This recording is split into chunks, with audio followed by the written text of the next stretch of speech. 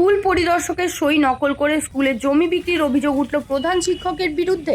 ঘটনা পূর্ব মেদিনীপুর জেলার রামনগর বিধানসভা কেন্দ্রের রামনগর 1 ব্লকের হলদিয়ার গ্রাম পঞ্চায়েতের সাধী রাজেন্দ্র নারায়ণ হাই স্কুলের।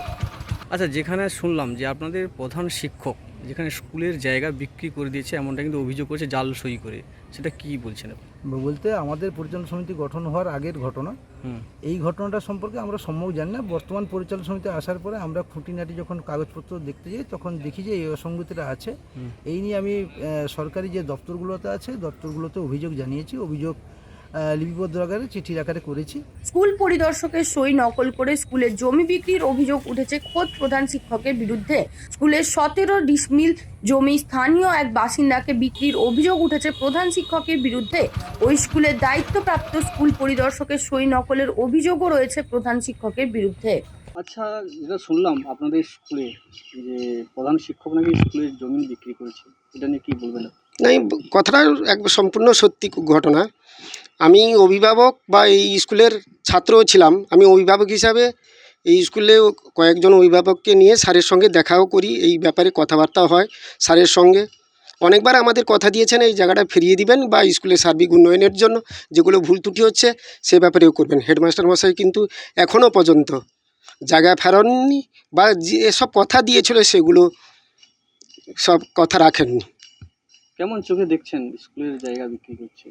না, ভালো চোখে শুধু আমি কেন, কাউকে এখানে প্রায় 1700 থেকে 1800 অভিভাবক, আপনি আমাকে বাদ দিয়ে অন্য কাউকে জিজ্ঞাসা করুন না কেন, কেউ বলবেন না এটা ঠিক করেছেন। স্যার যুক্তি দেখাচ্ছেন অনেক রকম যে কেনা হয়েছে হয়েছে, তবু যা সরকারি সম্পদ বিক্রি করে এই কাজটা মনে হয় আমার যুক্তিতে ঠিক হয়নি। অন্যান্য অভিভাবক কি বলবে জানি না।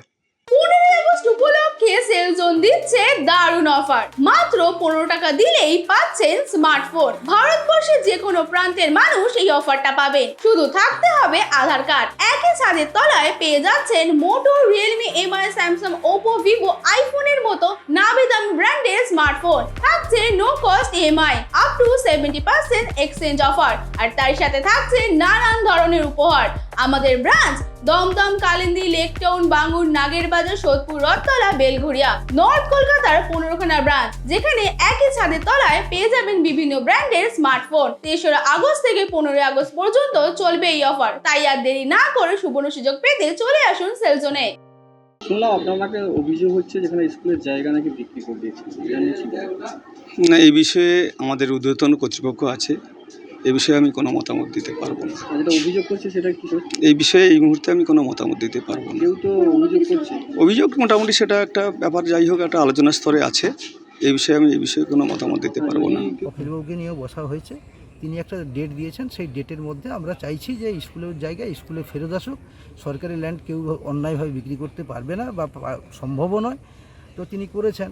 এই মুহূর্তে আমি একটা মাতৃবিয়োগ ঘটেছে, আমিও না, যেখানে বলতে চাইছে প্রধান শিক্ষক বলছে সেই জায়গা বিক্রি করে অন্য জায়গায় কিনেছে স্কুলের নামে। হ্যাঁ, কিছু হয়তো স্কুলে আছে, সেটা আমাদের দেখতে হবে কি কিনেছেন না কিনেছেন। কিন্তু যাকে আমাদের দাবি একটাই বা আমাদের এলাকাবাসীর দাবি একটাই যে স্কুলের সরকারি সম্পদ সরকারের স্কুলের নামেই ফিরে আসুক, এটা আমাদের দাবি। তিনি নিজ দায়িত্বে করলে আমাদের কোনো আপত্তি নেই, যাতে স্কুলের জায়গায় স্কুলে ফেরত আসুক। এটা আমি স্কুল পক্ষ থেকে বা স্কুলের পরিচালনা সমিতির পক্ষ থেকে এই দাবি, এলাকাবাসীর দাবিটাকে মান্যতা দিয়ে আমি আমার জায়গাগুলো কাজ করছি। ওয়াইজ নিউজ, খবরের সত্যাসত্য 24 ঘন্টা।